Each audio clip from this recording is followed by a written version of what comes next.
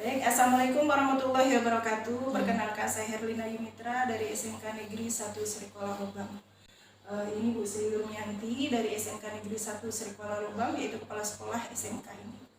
Baik, selamat pagi Bu Sri. Pada kesempatan ini saya akan mewawancarai Ibu ya, minta waktunya Ibu terkait dengan tugas saya sebagai guru penggerak, yang mana saya diberikan tugas atau amanat untuk mewawancarai Ibu. Ya. Jadi saya minta waktu terkait dengan pengambilan keputusan dan nilai-nilai kebajikan sebagai pemimpin. Ya, baik Bu Sri, pertanyaan yang pertama ya Bu Sri, ya, selama ini bagaimana Ibu dapat mengidentifikasi kasus-kasus pada dilema etika atau rujukan moral? Baik, Bu Ayu, untuk kasus dilema etika atau rujukan moral tentunya sering kita hadapi, khususnya dalam dunia pendidikan. Nah, bagaimana kita mengidentifikasi suatu masalah? Ketika kita dihadapkan dalam sebuah permasalahan, sebaiknya tidak terburu-buru untuk memutuskan. Jadi kita harus benar-benar memahami permasalahan yang kita hadapi, apakah ini dilema etika atau rujukan moral. Sehingga ketika kita bisa memahami permasalahan, kemudian siapa yang terlibat, kemudian memikirkan dampak positif dan negatif dari keputusan yang kita ambil. Jadi kita benar-benar memikirkan segala hal secara matang, tidak menjadi sudut pandang pribadi, tapi menjadi sudut pandang beberapa orang yang memang terlibat. Jadi intinya kita tetap melibatkan ya Bu ya, Iya. orang lain dalam mengidentifikasi ya Bu ya, kasus-kasus yang sudah terjadi ya. Benar, jadi misalkan saja kita kan sering menghadapi permasalahan dengan siswa ya. Misalnya di akhir semester itu ada problem permasalahan yang sering kita hadapi, itu mau naikkan anak atau tinggalkan anak, ya kan? Secara SOP kita harus meninggalkan, tapi secara kemanusiaan karena kita ada pertimbangan lain. Nah, dalam memutuskan ini nggak boleh saya mutlak sendiri, saya harus libatkan wali kelas seperti itu, guru BK, kesiswaan atau kurikulum bahkan, dan mempertimbangkan juga sisi anaknya. Tidak boleh mengambil keputusan secara terburu-buru. Jadi mungkin diadakan rapat, iya, benar, rapat khusus untuk membahas tentang permasalahan yang kita hadapi. Mengenai anak. Memang dari sisi lain kita ada belas kasihan ya Bu Iya, ya. benar. Tidak bisa kita memutuskan meninggalkan anak, tentu ada hal-hal yang perlu kita persiapkan. Betul. Dan ini akan dipertanyakan nanti oleh anak. Benar. Baik, itu untuk pertanyaan pertama Bu Sri. Selanjutnya, selama ini bagaimana Ibu dalam dapat menjalankan pengambilan keputusan yang dari sekolah, mungkin yang terkait dengan yang mengandung nilai-nilai kebajikan atau mungkin keputusan yang benar Ibu? Benar sama benar ya. Iya. Jadi misalnya itu tadi tetap prinsipnya itu dalam mengambil sebuah keputusan tidak boleh terburu-buru dan tidak boleh juga terlalu dilalaikan, misalnya ditunda-tunda. Nah, jadi kalau ketika menghadapkan kasus, misalnya ini contoh benar sama benar, ada guru yang mengajar di sini tapi buka les di rumah, kan dia ngajar tapi tidak buka les juga tidak salah. Cuman kan mungkin anak lesnya jadi lebih pintar dibandingkan anak yang diajarkan di sekolah. Nah, ini kan benar dia sudah menjalankan tugas sebagai guru dan itu hak dia juga, benar bahwa dia mau buka les di sekolah. Nah, kita harus menghadapi tantangan ini kan berarti harus bijaksana, memanggil gurunya dulu, apakah ada plus minus dia mengajar bimbel ataukah ada contekan. Kan kita nggak boleh langsung menjudge dia salah, tapi kita harus memperdengarkan alasan kenapa dan bagaimana, kan gitu ya. Kemudian anak-anak juga kita harus tanyai. Nah, itu saya bilang dalam mengambil keputusan, selain kita harus benar-benar permasalahan yang kita hadapi, kita juga harus bertanya atau mencari informasi atau fakta dari orang-orang yang terlibat. Nah, kan harus dapatkan fakta-faktanya. Setelah ada fakta-faktanya baru kita kumpulkan tadi buktinya, kemudian baru kita lihat nilai-nilai mana yang lebih dominan yang harus kita pertimbangkan, yang menjadi dasar kita dalam mengambil keputusan. Ketika itu memang semakin sulit, nah itu tadi melibatkan orang lain. Bisa jadi kalau misalnya saya kepala sekolah, tentu yang dituakan seperti pengawas pembina atau mungkin dinas pendidikan yang berkaitan dengan ketenaga kerjaan. Makanya dalam pengambilan keputusan itu benar-benar harus memperhatikan nilai-nilainya, memperhatikan plus minus dampak dari semua keputusan yang diambil, seperti itu. Jadi nggak bisa gegabah. Walaupun kondisinya benar sama benar, tetap nanti harus ada yang menjadi prioritas, kan seperti itu. Memang resiko kita jadi pemimpin harus ada keputusan yang kita ambil. Berarti intinya kita tidak boleh langsung memvonis si anak itu Iya, salah ya. salah. Kita harus mencari tahu dulu penyebabnya apa, Benar. nanti baru kita bisa memberi keputusan. Iya, benar. ini banyak sekali ya Bu ya pengalaman tentang terkait dengan keseharian ya Bu. Benar. Apalagi terjadi pada pembelajaran pada Betul. siswa itu sendiri. Karena kan ini permasalahan ini tuh kita rutin hadapi ya. Memang tidak ada hari-hari lah, tapi pasti dalam satu semester atau dalam jangka waktu tertentu permasalahan ini pasti muncul. Pasti kita jumpai ya. Selanjutnya Bu Sri, langkah-langkah apa yang Ibu ambil, ya, seperti apa mungkin langkah-langkahnya Ibu ambil dalam mengambil keputusan? Nah, itulah langkah-langkah yang saya ambil dalam mengambil keputusan tadi. Yang pertama, saya harus benar-benar memahami situasi permasalahan, ada faktanya, ada buktinya. Nah, ketika itu sudah ada, sudah nyata, maka keputusan yang saya ambil adalah sesuai prosedur. Nah, misalnya tadi terkait anak, memang kita harus meninggalkan sesuai prosedur, tapi kan tadi ada sisi kemanusiaan yang harus kita pertimbangkan dalam pengambilan keputusan. Bisa saja ketika kita meninggalkan anak tersebut, apakah berdampak terhadap anak itu putus sekolah atau berdampak pada masa depannya, kan kita harus pertimbangkan. Walaupun dasar kita tadi SOP, aturan, cuman tidak bisa kita pungkiri ada sisi kemanusiaan yang mungkin bisa kita atasi dengan perjanjian kah atau surat pernyataan kah dari anak dan orang tua, seperti itu ya. Yang sering kita lakukan di sekolah kan seperti itu.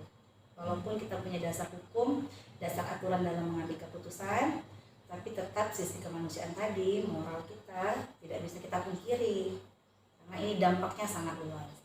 Tapi tidak boleh pula mendominasikan rasa kemanusiaan, karena tadi kalau kita terlalu kasihan sama anak, nanti juga menjadi bumerang. Oh, nggak belajar juga naik kok, kayak gitu. Tetap harus ada batasan dan aturan dalam mengambil keputusan itu sendiri. Seperti itu. Jadi kita harus mempertimbangkan. Iya, banyak hal juga ya Bu ya. Iya, rawan. Karena kalau kita main, nggak apa-apa, kasihan naikkan aja, nanti anak-anak malah, oh dia nggak belajar, tuh naik aja kan gitu. Jadi mereka mengabaikan aturan yang Mengabaikan ada di sekolah ya Bu. aturan. Jadi setiap membuat keputusan, aturan, tentu kita mempertimbangkan. Iya. Tidak melakukan. Benar. Selanjutnya Bu Sri, hal-hal apa saja yang selama ini Ibu anggap efektif dalam pengambilan keputusan pada kasus-kasus di dalam etika itu? Yang paling efektif itu memang ketika kita memutuskan sesuatu berdasarkan SOP dan dasar hukum. Jadi kan sebenarnya kita tidak salah karena kita sudah mengikuti aturan dan prosedur yang sudah diatur oleh dunia pendidikan. Itu memang paling efektif kalau menurut saya. Yang penting tadi dalam menghadapi permasalahan, tadi kita punya faktanya, kita punya buktinya, jadi kita kan nggak salah. Seperti itu. Yang paling efektif Ini ya Bu ya. dalam mengambil kebijakan.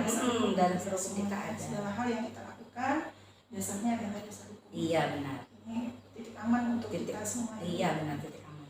Baik Bu Sri, selanjutnya hal apa saja yang selama ini yang merupakan tantangan bagi Ibu dalam yang sering hadapi ya, mungkin di sekolah ini dalam kasus-kasus ini. Nah tadi ketika kita memutuskan suatu permasalahan, pasti itu ada pro dan kontra. Nah itulah yang menjadi tantangan kita, bagaimana kita bisa memberikan pemahaman terhadap keputusan yang sudah kita buat. Jadi keputusan yang kita buat ini bisa diterima semua aspek, tidak hanya rekan kerja, tidak hanya siswa, bahkan masyarakat. Kadang kan keputusan yang kita ambil dianggap itu memihak seseorang atau berpihak kepada sesuatu. Nah itulah yang menjadi tantangan yang harus kita hadapi. Padahal keputusan yang kita ambil tadi sudah ikut dasar hukum nih, tapi kan tetap aja ada pro dan kontra. Nah itulah tantangannya tadi, bisa memberikan pemahaman kepada semua aspek yang terlibat bahwa keputusan ini memang benar sesuai prosedur, sesuai standarnya gitu. Jadi kita tuh tidak menjadi kambing hitam, oh ini kebijakan kepala sekolah dan lain sebagainya. Itulah tantangannya, harus bisa memberikan pemahaman kepada semua aspek bahwa yang kita lakukan adalah bukan atas dasar keinginan pribadi, bukan atas dasar sudut pandang pribadi, tetapi sudah melakukan telaah, sudah melakukan prosedur, sudah melakukan banyak pertimbangan dengan pihak-pihak yang mungkin harus dilibatkan seperti itu. Jadi semuanya tetap kita terakhir Iya. bisa baru kita mengambil Benar. Ini mantap sekali ya Bu ya. Ini merupakan pengetahuan yang istilahnya menjadi pengalaman baru dalam mengambil keputusan, karena bukan suatu hal yang mudah kita mengambil keputusan ini. Benar. Kita ngambil ini belum tentu orang lain menerima. Menerima. Kita harus meyakinkan orang lain Bahwa keputusan ini supaya paling tepat paling gitu. tepat supaya menghindari pro dan kontra. Betul. Tidak semua orang yang mensupport apa yang kita inginkan, yang kita sampaikan, yang kita mau lakukan. Bagaimana trik untuk meyakinkan orang itu bukan suatu hal yang mudah. Betul sekali. Setelah kita ambil keputusan, orang ini mau menerima enggak? Bagaimana kita supaya yakin? Benar sekali. Selanjutnya Bu Sri, hal-hal apa saja yang kira-kira inilah Ibu ya, Ibu di sekolah ini mungkin dalam mengambil keputusan ini punya jadwal tertentu atau tata kala istilahnya dalam mengambil keputusan Ibu. Kira-kira mungkin Ibu ada jadwal tertentu nggak dalam menyelesaikan satu permasalahan yang ada di sekolah ini, istilahnya pada kasus-kasus dilema etika. Dan kalau seandainya Ibu punya jadwal atau mungkin Ibu menyelesaikannya langsung di tempat gitu, terus prosedurnya bagaimana, langkah-langkahnya bagaimana? Kalau untuk penyelesaian masalah dilema etika atau rujukan moral, kita nggak punya jadwal khusus gitu ya Bu ya, karena permasalahan kita nggak tahu kapan datangnya gitu ya. Nah, tapi ketika ada laporan atau permasalahan yang dihadapi, saya tidak bisa juga terburu-buru langsung menyelesaikan di tempat, tidak. Nah, biasanya setiap permasalahan yang hadir itu saya akan telaah kembali, makanya saya tadi mencari fakta, mencari informasi dan bukti siapa saja yang terlibat, penyebab permasalahan ini apa, akar permasalahan ini seperti apa, kemudian benar-benar ditelaah dampaknya seperti apa terhadap permasalahan ini. Kalau keputusannya A, dampaknya seperti apa. Kalau keputusannya B juga dampaknya seperti apa. Namun tidak bisa juga ditunda. Kadang kan karena kesibukan yang terlalu sibuk, kadang kita suka menganggap enteng permasalahan. Oh ya, ini permasalahannya kecil kok, nantilah kita selesaikan gitu ya. Nah, mungkin bisa dinantikan, tapi jangan terlalu lalai sampai memakan waktu seminggu, sebulan dan lain sebagainya. Karena itu bisa menjadi semakin besar permasalahannya. Kalau saya pribadi seperti itu, tidak langsung di tempat, tapi memberikan saya waktu untuk berpikir dan memutuskan serta mencari bukti dan baru diputuskan seperti itu. Jadi memang tidak on the spot, tapi juga tidak dilalai-lalaikan seperti itu. Jadi intinya tidak boleh tergesa-gesa, kita butuh ini ya Bu ya, ruang juga, Iya, waktu. betul. Cuma kadang-kadang tidak boleh terlalu lama. Kalau lama kadang-kadang kita terlupakan. Betul. Dan tertunda juga tugas itu. Ini luar biasa sekali ya Bu ya. Trik bagaimana kita mengatur lah waktu gitu ya dalam menyelesaikan suatu permasalahan. Karena dalam satu instansi tentu ada masalah. Pasti ada. Dalam kehidupan kita sehari-hari tentu ada masalah. Bagaimana kita menyikapinya. Benar. Baik Bu Sri, adakah seseorang atau faktor-faktor apa yang bisa mempermudah atau membantu Ibu dalam menyelesaikan pengambilan keputusan ini? Kalau dibilang seseorang yang membantu saya dalam mengambil keputusan itu tidak bisa diputuskan hanya satu orang. Karena kan setiap permasalahan kita biasanya mendiskusikannya dengan bermacam-macam, dengan berbagai orang. Kan lain permasalahan lain yang kita hadapi.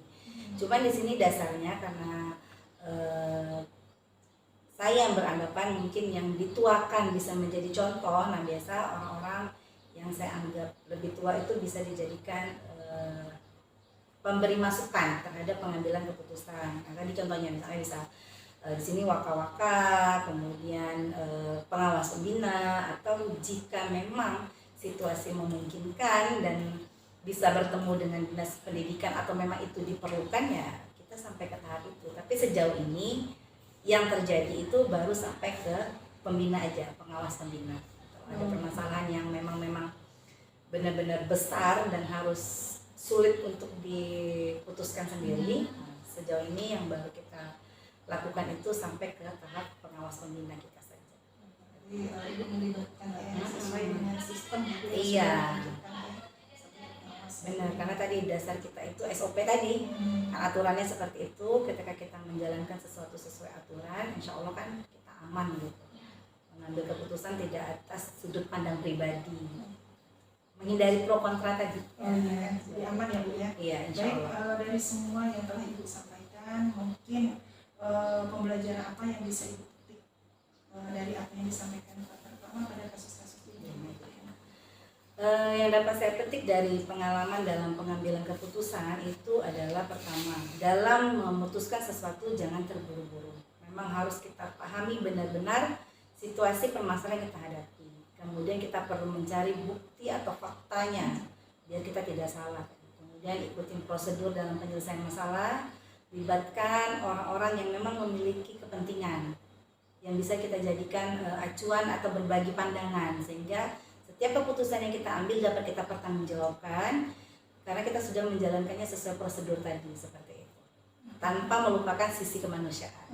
Nilai-nilai kebajikan. Iya, nilai-nilai tadi jangan sampai lupa. Baik Bu Sri, sudah cukup panjang ya Bu ya. Iya. Beberapa pertanyaan, mungkin untuk pertanyaan udah cukup. Ya dari apa yang Bu sampaikan ya, banyak sekali yang bisa saya ambil ya, terutama dalam pengambilan keputusan, dan ini kita bisa menanamkan nilai-nilai kebajikan dalam mengambil keputusan itu. Jadi kita tidak merugikan banyak pihak ya Bu ya, dalam mengambil keputusan. Dari hal-hal ini kita banyak pertimbangan, ada 4 paradigma yang dilema etika yang perlu kita ini ya Bu ya, paradigma dan memperhatikan prinsip dalam mengambil keputusan ya Bu ya. Dan mungkin ujiannya bagaimana ya, segala macam hal-hal yang terkait dengan pengambilan keputusan ini perlu kita pertimbangkan.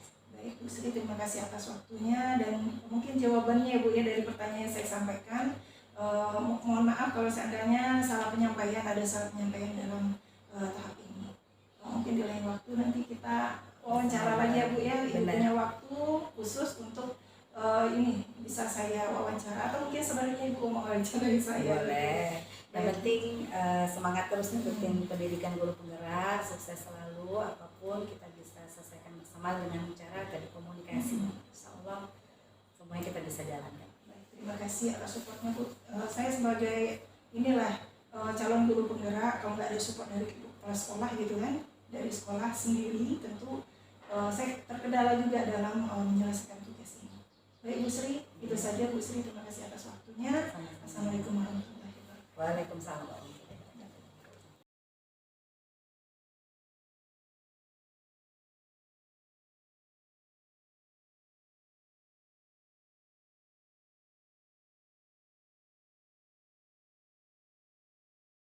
Kepala SMK Negeri 1 Bintan Utara Pusat Pemuda. Baik, selamat pagi Pak Wiharjo. Selamat pagi Bu, assalamualaikum warahmatullahi wabarakatuh. Waalaikumsalam warahmatullahi wabarakatuh. Mohon maaf ya Pak, Silakan Bu. ada sedikit beberapa pertanyaan ya Pak ya. Mungkin saya minta waktu Bapak untuk melaksanakan wawancara. Baik, insya Allah. Pada kesempatan ini saya akan memberikan pertanyaan mungkin Pak yang berkaitan dengan pengambilan keputusan dan nilai-nilai kebajikan sebagai guru. Ya, itu di sekolah ini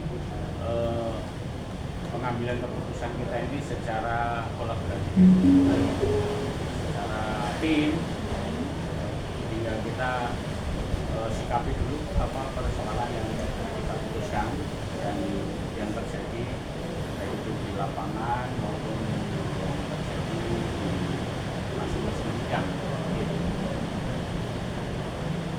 Silakan. Ini saya mau menanyakan Pak, selama ini bagaimana Bapak dapat mengidentifikasi kasus-kasus yang berkaitan dengan dilema etika atau Ya, baik. Jadi pertama kita ini di sekolah, khususnya Bapak dan Ibu guru, itu memang harus menguasai 4 kompetensi ya. Kompetensi kepribadian, kompetensi sosial, kompetensi pedagogik, dan kompetensi profesional. Jadi dalam berhubungan dengan etik ini mesti kita bentuk guru dan semua stakeholder yang ada di sekolah itu untuk menggunakan kompetensi dalam dirinya, yaitu kompetensi kepribadian dan kompetensi sosialnya. Jadi kita identifikasi, kita lihat persoalan di mana yang timbul, karena saya sebagai orang teknik itu Pak, ya, menyelesaikan persoalan itu seperti kalau perbaikan suatu alat dalam komponen dalam suatu alat ya, ada yang namanya troubleshooting. Kemudian kita lokalisir, kita identifikasi, baru yang berkaitan dengan persoalan permasalahan yang timbul itu bagian-bagian mana, bidang-bidang mana, atau wakil kepala sekolah, dan karena SMK ini banyak jurusan, dengan jurusan mana, dengan wali kelas mana, perlu melibatkan bimbingan konseling atau tidak, ini diidentifikasi. Ya begitu. Jadi keputusan ya Pak ya. Itu sesuai dengan persoalan. Baik Pak, selama ini bagaimana Bapak menjalankan pengambilan keputusan di sekolah dan mungkin ada kasus-kasus yang Pak yang sama-sama benar atau mungkin sama-sama mengandung nilai-nilai kebajikan. Baik Bu, jadi pertama tentu setelah diidentifikasi kita mengutamakan skala prioritas. Nah, apakah persoalan itu harus diambil langkah-langkah dan penyelesaian secara cepat dan tepat, akurat, atau bisa nanti dengan koordinasi, biasanya kita mengadakan koordinasi itu kalau ada titik persoalan kemudian kadang setiap minggu atau setiap berapa bulanan. Jadi kalau persoalan yang segera cepat diambil suatu keputusan dan tindakan, maka kita lakukan aksi pada waktu itu juga yang melibatkan seluruh stakeholder yang ada di SMK. Melibatkan semua unsur. Ya, yang terlibat kira-kira identifikasi persoalan itu harusnya siapa yang terlibat?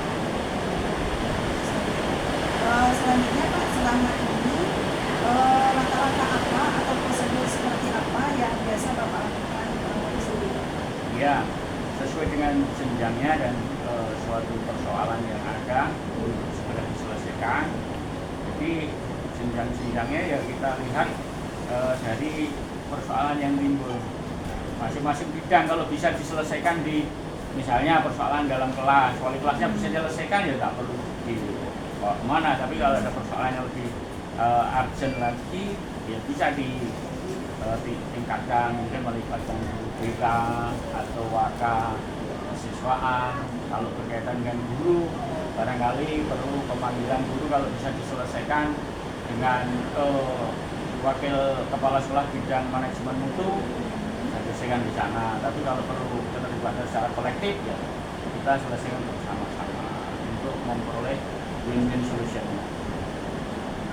Mengikuti sistem ya Pak ya? Iya, sistem harus, karena di sekolah ini kepemimpinan itu kan kolektif kolegial ya Bu ya. Jadi tidak bersifat secara komando dan dogmatis, tapi kolektif kolegial ya, seperti kompetensi yang ada dalam diri Bapak dan Ibu, termasuk kepala sekolah guru juga. Oh iya Pak, Itu. dasarnya atau basicnya dari dulu ya? Iya. Jadi memahami bagaimana proses keputusan. Baik, selanjutnya hal-hal apa saja selama ini Bapak anggap efektif dalam penyelesaian pengambilan keputusan? Iya, terutama ya tadi mengidentifikasi sesuai skala prioritas, dan kalau perlukan tindak lanjut ataupun tenaga ahli perlu dari referensi ahli luar, kita melibatkan psikolog atau apa pihak yang lain, maka ya kita harus menyelesaikan dengan pola-pola seperti itu. Bisa melibatkan kebetulan nggak Ya ya Pak ya? bisa, kalau itu memang harus bukan entah ahli hukum, entah psikolog atau psikiater sekali gitu, karena kita menangani apa manusia ya, Hidup ya Pak? ya untuk hidup anak manusia, menyiapkan generasi ke depan ini beda dengan apa di workshop misalnya ya, barang-barang yang memang barang yang tidak hidup gitu. Selanjutnya hal-hal apa saja yang merupakan tantangan dalam pengambilan keputusan pada lingkungan FPK? Ya kadang ini satu perlunya mementingkan skala prioritas mana yang harus diambil cepat dan mana yang ini nanti bisa dikemudiankan. Jadi terutama ya tadi bagaimana kita melibatkan stakeholder yang di sekolah ini dengan brainstorming ya, curah pendapat masing-masing yang terlibat tadi. Dan saya yakin selama ini dengan pemikiran banyak kawan ini ada pemikiran cerdas yang kita semua kan nggak tahu potensi masing-masing orang yang mempunyai pemikiran yang cerdas. Betul sekali. Dari sekolah ya Pak ya? Apakah Bapak memiliki sebuah tata cara atau mungkin jadwal tertentu Pak dalam penyelesaian pengambilan keputusan Pak mungkin mengambil keputusannya diselesaikan di tempat, atau mungkin ada jadwal khusus lah Pak, kata itu ya Pak ya, yang ditentukan untuk menyelesaikan pengambilan keputusan dan bagaimana prosedurnya. Baik Bu, jadi masalah yang timbul itu bisa kita jaring lewat YouTube gitu, mengadakan kotak saran tadi. Ada beberapa ditaruh kotak saran itu, nanti wakil manajemen itu membuka dan membaca, menyikapi apa yang terjadi. Biasanya lebih terbuka mereka itu menyampaikan secara privacy dijaga gitu. Terus kalau jadwal kita ini yang terjadwal itu rapat bulanan tiap bulan. Kemudian kalau mingguan itu paling koordinasi. Terus kalau harian itu ada rapat apel pagi. Nah, dari situ itu bisa ada curah pendapat atau gagasan atau persoalan yang bisa disampaikan pada waktu apel pagi. Kemudian hari itu 7.15 itu kita apel. Disitulah curah gagasan pendapat dan menyampaikan segala evaluasi persoalan disampaikan. Berarti ini waktunya ditentukan ya Pak, cuman ditentukannya pada saat Iya, itu waktu yang efektif sekali. apakah seseorang atau faktor-faktor apa yang kemudian membantu Bapak dalam pengambilan keputusan?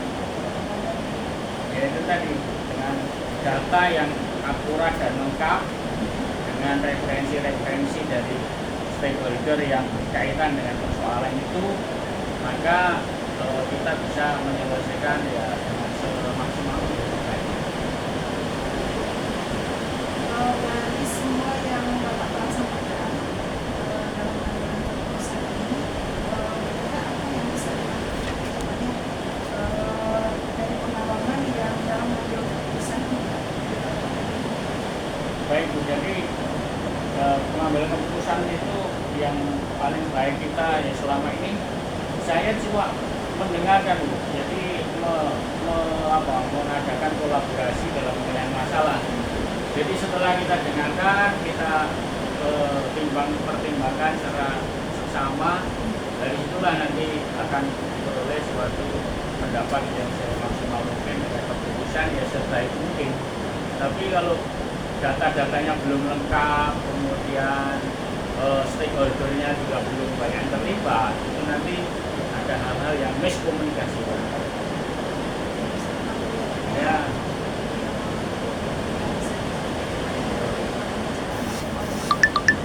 Terima kasih atas waktunya Pak Andi dan Bu. Nanti di lain waktu mungkin kita bisa lanjutkan komunikasi ya terkait dengan pengambilan keputusan. Banyak sekali yang bisa saya ambil ya Pak ya.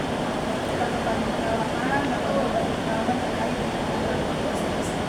Baik Bu, sama-sama saya ucapkan selamat ya atas Ibu mengikuti program guru penggerak ini. Mudah-mudahan akan menjadi regenerasi ke depan, termasuk saya sudah mendapatkan pensiun tidak lama lagi ya, mungkin digantikan oleh calon-calon guru penggerak ini merupakan bukit-bukit untuk ke depan yang dijaring lewat program guru penggerak. Selamat ya. Terima kasih Pak. Mari Bu ya. Assalamualaikum warahmatullahi wabarakatuh. Waalaikumsalam warahmatullahi wabarakatuh.